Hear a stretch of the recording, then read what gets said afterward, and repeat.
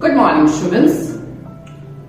So, we studied AC circuit with capacitor. Okay और उसमें हमने रेजिस्टेंस की जगह पे एक नया कांस्टेंट देखा, that is reactance, capacitive reactance Xc, that is equal to 1 upon omega c. वैसे के वैसे रेजिस्टर की जगह पे इंडक्टर में देखा था inductive reactance XL, that is omega L। Okay, so वो जो कैपेसिटर के बेस जो टॉपिक हमने समझा था, उसके बेस हमारे पास वापस 3 न्यूमेरिकल्स हैं, तो वो सॉल्व करेंगे हम।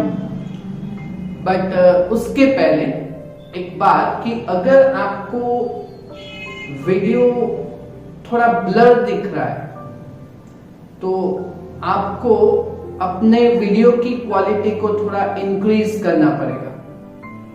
दैट इज, अगर आप अभी वीडियो देख रहे हैं तो राइट हैंड साइड के टॉप कॉर्नर पे 3 वर्टिकल डॉट्स मिलेंगे आपको, वहां पे क्लिक कीजिएगा और वहां से आपको पिक्सल सेट करना पड़ेगा कि 144 पिक्सल होगा तो थोड़ा कम क्लियरिटी में दिखेगा, उसको आप 540 या 720 पे देखेंगे तो और अच्छा दिखेगा। थोड़ा डेटा ज्यादा जाएगा बट पिक्चर वीडियो पूरा कंप्लीट क्लियर दिखेगा। ओके, तो देखते हैं 3 numerical based on capacitor AC circuit. Okay, तो ये 2 न्यूमेरिकल कैलकुलेशन बेस्ड है। ओके, और ये जो है वो फेनोमेनन बेस्ड है, अंडरस्टैंडिंग बेस्ड है, तो उसका सॉल्यूशन मैंने पूरा कंप्लीट लिख दिया है। ओके, तो पहले ये 2 सॉल्व कर दें। ओके, तो 60 microfarad capacitor is connected to 110 volt and 50 hertz AC supply. देखो है ना, कैपेसिटर को एसी सप्लाई के साथ कनेक्ट किया गया हुआ है। ओके, तो पहले डेटा लिख लेते हैं कि capacitance C 60 microfarad, that is 60 into micro 10⁻⁻⁶ farad. Okay, दूसरा data voltage and frequency of AC supply, तो सप्लाई का voltage V, that is Vrms। Okay, that is 110 volt and frequency F, that is 50 hertz. Okay, वैसे तो F वाला कोई equation नहीं है हमारे पास, एंगुलर फ्रीक्वेंसी ओमेगा का ही है 2πf। ओके, तो angular frequency omega is equal to 2πf, so 2 into 3.14 into 50, बराबर है। ओके, तो इसका आंसर कितना आएगा, angular frequency 314 radian per second. Okay, चलो, तो हमारे पास 2 क्वेश्चन है। Determine first RMS value of current, एक ही क्वेश्चन है। ओके, तो using ohms law, RMS value of current. Okay, तो RMS value of current that is I RMS. Okay, तो वीआरएमएस है ना हमारे पास। ओके, तो using ohms law IRMS is equal to VRMS divide by resistance. Okay, but यहां पे capacitor है तो कैपेसिटिव रिएक्टेंस Xc आएगा। समझ में आया क्या ये? और Xc का इक्वेशन है 1 upon omega C, that is Vrms divide by 1 upon omega C. Okay, तो omega C divide to divide में तो मल्टीप्लाई में जाएगा। ओके, तो ओमेगा सी इंटू Vrms होगा। चलो वैल्यू प्लेस करते हैं, तो ओमेगा का value 314, capacitance 60 into 10⁻⁻⁶ end voltage Vrms that is 110। Okay, तो इसका जो मल्टीप्लिकेशन होगा वो देखते हैं हम। ओके, तो कितना आता है, चलो देखते हैं। तो 110 into 314, 110 into 314 into 60. So that is 2072 कितना आया 2072 इंटू 10⁻⁻6 और ये करेक्ट है तो एम्पियर में आएगा। ओके अभी 10⁻⁻6 के जो पॉइंट है वो पूरा निकाल देते हैं। यहाँ है ना point 1 2 3 4 5 6 so then you will have 2.07 that is ampere, that is RMS current IRMS। Clear easy है। चलो वैसे का वैसे ही डेटा चेंज करके दूसरा question that is our illustration number 4। ये एक्सरसाइज 4 था। ओके तो illustration number 4 a 15 microfarad capacitor C is equal to 15 microfarad that is 15 into 10⁻⁻6 farad okay is connected to 220 volt 50 hertz source। okay तो source की voltage that is V तो वो VRMS आपको यहाँ पे दिया गया हुआ है 220 वोल्ट। ओके और फ्रीक्वेंसी दैट इज F तो 50 हर्ट्ज बट हमें तो एंगुलर फ्रीक्वेंसी चाहिए तो omega is equal to 2πf। Okay चलो तो वैल्यू रखेंगे तो 2 इंटू 3.14 इंटू 50 तो आपका आंसर कितना आएगा as regular 314 radian per second. Clear. Okay तो हमारे पास दो क्वेश्चन है। First find capacitive reactance and current but current दोनों फाइंड करना है। आरएमएस करंट भी फाइंड करना है और peak that is maximum current भी फाइंड करना है। चलो तो पहले कैपेसिटिव रिएक्टेंस देख लेते हैं। ओके तो capacitive reactance that is X C. Okay तो X C that is equal to 1/ωc। Okay चलो वैल्यू प्लेस करते हैं तो दैट इज 1/314 इंटू 15 इंटू 10⁻⁻6 बराबर है। ओके तो 10⁻⁻6 ऊपर जाएगा तो 10⁻+6 होगा और ये चेक करते हैं 1/3.314 डिवाइड बाय 15। ओके तो 1 डिवाइड बाय 314 ओके और डिवाइड बाय 50 दैट इज 0.000212 कितना आया 0.00212। ओके तो 6 पॉइंट्स यहां से काट लेता है ना 10⁻6 है तो यहां पे है ना 1 2 3 4 5 6 तो यू विल हैव 212 और reactance that is ohm. So first question हो गया और क्या फाइंड करना है करंट तो वो RMS current and peak current दोनों फाइंड करना है। ओके तो पहले आरएमएस करंट। ओके तो RMS current that is IRMS is equal to according to the Ohm's law VRMS divided by reactance XC। okay so 220 divided by 212 okay so 220 divided by 212 find क्या reactance। okay so 220 divided by 212 you will have 1.0377 that is ampere. तो ये RMS value of current हो गया। चलो वैसे का वैसे ही अभी दूसरा पिक करंट भी फाइंड करना है that is maximum current. Okay तो फर्स्ट लेक्चर में देखा था कि आरएमएस वैल्यू से पिक वैल्यू में जाना हो तो IVRMS is equal to VM/√2 तो IRMS is equal to IM/√2 तो IM that is peak value of current maximum value of current। Okay तो कैसे करेंगे तो now IRMS is equal to IM/√2। Okay तो IM is equal to √2 into IRMS बराबर है। Okay, तो √2 that is 1.414 और इनटू IRMS का वैल्यू कितना फाइंड किया 1.037।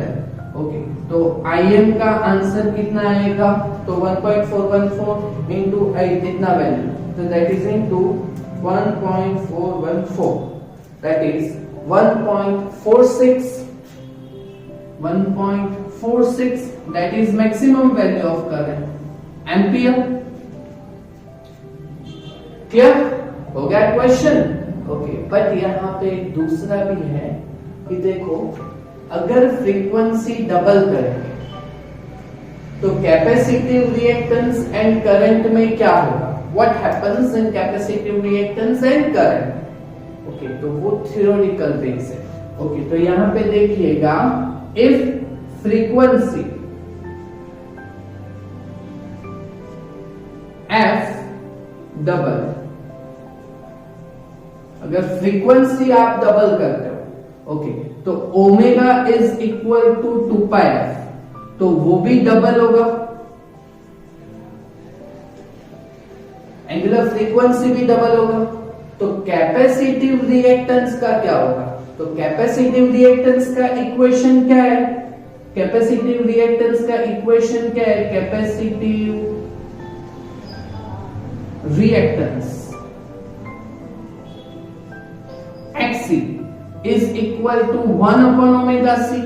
ओके, तो रिएक्टेंस और ओमेगा इनवर्स में, तो अगर एंगुलर फ्रीक्वेंसी डबल होता है ना तो ये इनवर्स में है, तो कैपेसिटिव रिएक्टेंस इनवर्स में डबल का इनवर्स दैट इज 1/2। ओके, तो कैपेसिटिव रिएक्टेंस क्या होगा, हाफ होगा, समझ गया। और दूसरा करंट का क्या होगा, तो ओके, एंड ऑल्सो करंट। अच्छा, तो करंट का इक्वेशन क्या है according to the ohm's law, I is equal to V/XC। Okay, तो कैपेसिटिव रिएक्टेंस XC हाफ हुआ है ना, तो करंट इनवर्स में है ना, तो ये अगर हाफ होता है तो करंट क्या होता है, डबल होगा। ओके, तो current I that gets double, तो ये दो आंसर हो गए हमारे। कैपेसिटिव रिएक्टेंस XC वो हाफ होगा और ये करंट क्या होगा, डबल, तो ये थ्योरेटिकल है। समझ में आया क्या आपको? ओके, तो अभी इसके बेस और कैपेसिटर के फिनोमेनन के बेस हमारे पास है इलस्ट्रेशन नंबर 3। क्वेश्चन पढ़िए। अ lamp is connected in series with capacitor, lamp that is bulb, उसको कैपेसिटर के साथ सीरीज में कनेक्ट किया हुआ, देखो दिखा। Okay, predict your observation for DC and AC connection. इसके साथ यहाँ पे जो सोर्स हमें कनेक्ट करना है, तो पहले डीसी सोर्स करना है और एसी सोर्स करना है ना, तो ये जॉइंट अगर हम करेंगे पहले डीसी और एसी, तो उसके लिए हमारे ऑब्जर्वेशन यहाँ पे चेक करना है, मतलब कि बल्ब ग्लो होगा कि नहीं वो। ओके, और दूसरे लाइन में क्या है कि what happens in each case if capacitance of capacitor reduce. अगर कैपेसिटेंस C रिड्यूस करें तो वो बल्ब के ग्लो में क्या होगा, लैंप के ग्लो में क्या होगा। ओके, तो पहले ये question number 1 for DC supply. DC supply means positive negative, उसमें साइकिल नहीं आता, पॉजिटिव नेगेटिव क्रेस्ट थ्रो नहीं आता, ओनली क्रेस्ट आता है, वन डायरेक्शनल। ओके, तो when this above circuit is connected with DC supply, तो क्या होगा, तो जो कैपेसिटर है वो अपना काम करेगा। कैपेसिटर का काम क्या है, टू स्टोर द चार्ज, मतलब वो चार्ज स्टोर करेगा तो वो चार्ज होगा। ओके, तो a capacitor gets charged up। Okay, और अगर जब कैपेसिटर फुल्ली चार्ज हो जाता है तो उसके बाद वो चार्ज स्टोर करना बंद कर देता है, बराबर है। ओके, तो अगर चार्ज स्टोर करना बंद हो गया तो वो जो करंट है जो पासिंग थ्रू द सर्किट वो ब्लॉक हो जाएगा, है ना। तो when capacitor gets fully charge the current will not flow through the circuit, और अगर करंट फ्लो नहीं होगा तो लैंप बल्ब ग्लो होगा क्या? करंट ही पास नहीं हो रहा है तो क्या होगा? Bulb will not glow. समझ में आया क्या? डीसी सप्लाई मतलब बैटरी यहां पे लगाएंगे तो कैपेसिटर चार्ज होगा। एक बार कैपेसिटर फुल्ली चार्ज हो जाए उसके बाद करंट फ्लो नहीं होगा सर्किट में से, तो करंट सर्किट में से फ्लो नहीं होगा तो bulb will not glow, lamp will not glow. Okay, और दूसरे केस में क्या है कि what happens in each case if capacitance of capacitor reduce, अगर कैपेसिटेंस भी रिड्यूस करेंगे तो भी कोई फर्क पड़ने वाला है नहीं, क्योंकि यहाँ पे कौन सा सप्लाई किया हुआ है? DC supply. तो point number 2, when capacitance of capacitor reduce there is no change in the circuit, so no glow of lamp. बोलो क्लियर? डीसी सप्लाई के लिए डीसी सप्लाई होगा तो कैपेसिटर चार्ज होगा, अगर वो फुल्ली चार्ज हो गया तो फिर करंट में फ्लो नहीं रहेगा, lamp will not glow. Clear? Okay, अगर कैपेसिटेंस भी अगर आप रिड्यूस करते हो तो भी कोई फर्क पड़ने वाला है नहीं। Clear? Okay, same phenomenon for AC supply. अगर इसके साथ हमें यहाँ पे अगर एसी सप्लाई करें, ओके, तो when above circuit is connected with AC supply तो क्या होगा? तो वो एसी सप्लाई में पॉजिटिव नेगेटिव साइकिल आता है, तो कैपेसिटर चार्ज भी होगा, फिर नेगेटिव साइकिल आएगा तो डिस्चार्ज होगा, charge discharge, charge discharge. Okay, तो करंट का फ्लो कंटिन्यूअस रहेगा, और करंट का फ्लो कंटिन्यूअस रहेगा तो बल्ब का ग्लो वो भी कंटिन्यूअस रहेगा। ओके, तो when AC supply is connected with above circuit current flows continuous through the circuit, so bulb glows continuous. Clear? Okay, और दूसरा, अगर कैपेसिटेंस रिड्यूस करेंगे तो कैपेसिटिव रिएक्टेंस, कैपेसिटेंस अगर आप रिड्यूस करते हो तो capacitive reactance Xc that is 1/ωc, अगर C रिड्यूस करते हो तो ये इनवर्स में है ना, तो कैपेसिटिव रिएक्टेंस इंक्रीज होगा, और अगर रिएक्टेंस इंक्रीज होता है तो करंट का क्या होगा? तो current I is equal to V/Xc, ohm's law. तो अगर Xc इंक्रीज होता है, ओके, तो करंट डिक्रीज होगा, और अगर करंट डिक्रीज होगा तो फ्लो ऑफ करंट सर्किट में अगर कम होता है, ओके, तो लैंप का ग्लो भी कम रहेगा। Okay, so the glow of lamp decreases. Clear? Okay, so these are the three numericals of AC supply with capacitor only. अगर थियोरी आपको समझ में आया है तो ये फिर 3 न्यूमेरिकल्स भी आपको आने ही वाले हैं। क्लियर? कर सकोगे ना खुद से? ओके, ये आप कॉपी पेस्ट कीजिएगा। ये ऐसे तो न्यूमेरिकल वैसे एग्जाम में नहीं कंसीडर किए जाते, बट कुछ कहा नहीं जा सकता, बट एमसीक्यू के कॉन्सेप्ट के लिए आपको समझ में आना चाहिए। क्लियर? कर पाओगे खुद से? ओके, तो ये दो न्यूमेरिकल कैलकुलेशन बेस खुद से कीजिएगा और फिर वो समझ के फिर लिख दीजिएगा। Okay, thank you very much.